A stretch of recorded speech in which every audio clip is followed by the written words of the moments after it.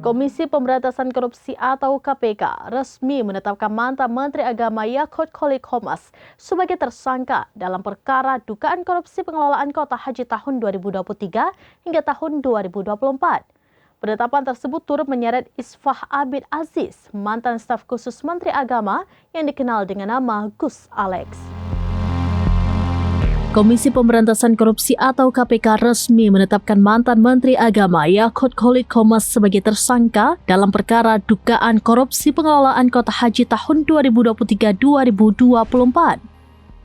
Penetapan tersebut turut menyeret Isfah Abid Aziz, mantan staf khusus Menteri Agama yang dikenal dengan nama Gus Alex. Pengumuman ini disampaikan KPK pada Jumat 9 Januari 2026.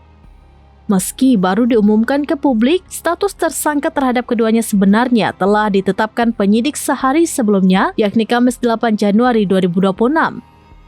Juru bicara KPK Budi Prasetyo menyatakan bahwa penyidik telah mengantongi cukup bukti untuk menaikkan status hukum kedua pihak tersebut.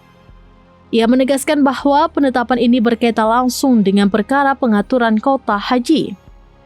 Menurut KPK, kasus ini berawal dari kebijakan internal Kementerian Agama setelah Arab Saudi memberikan tambahan kota haji sebanyak 20.000 jemaah kepada Indonesia.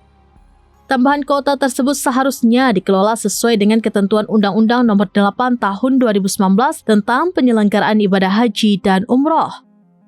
Dalam regulasi tersebut, kota tambahan diwajibkan dibagi dengan komposisi 92% untuk haji reguler dan 8% untuk haji khusus. Namun, kebijakan yang diambil Yakut Khalil saat menjabat Menteri Agama justru membagi kota itu secara berimbang. Masing-masing 50% untuk haji reguler dan haji khusus. Keputusan tersebut berdampak langsung pada jemaah reguler.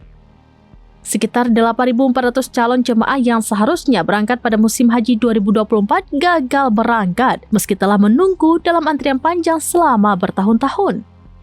Hingga kini, KPK masih menunggu hasil pemeriksaan Badan Pemeriksa Keuangan atau BPK guna memastikan besaran pasti kerugian negara yang ditimbulkan dari kebijakan tersebut.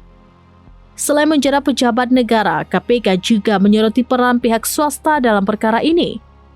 Lembaga anti rasuah ini meminta penyelenggara ibadah haji khusus atau PIHK, Biro Perjalanan, serta asosiasi terkait untuk bersikap kooperatif. KPK menegaskan agar pihak-pihak tersebut bersedia mengembalikan dana yang diduga berasal dari praktik penyimpangan pembagian kota haji sebagai bagian dari upaya pemulihan kerugian keuangan negara.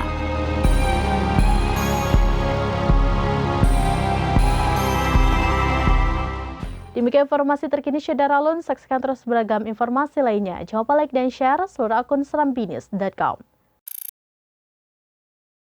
Download Tribun X sekarang, menghadirkan lokal menjadi Indonesia.